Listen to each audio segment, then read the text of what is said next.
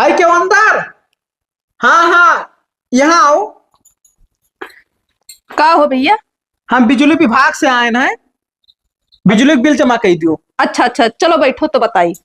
आओ। तो 6 दिन आओ है ना। हाँ हाँ, 1000 बिजली बिल है तहार, जमा कर दियो का। और 2 महीने जमा का है ना क्यों? का बताए भैया ना, हमरे लड़कों को फीस नहीं जमा हुआ रहा तो वह जमा कर दिहन है। चलो कोनो बात ना है, अब तो जमा करो। अच्छा ठीक है, बैठो हम जाए ले आई। जाओ लेके आओ, जाओ। बड़ा टाइम लगेगा।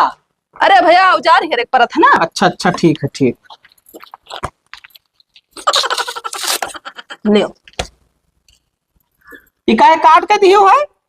तू तो बिजलिया काट के दिया था।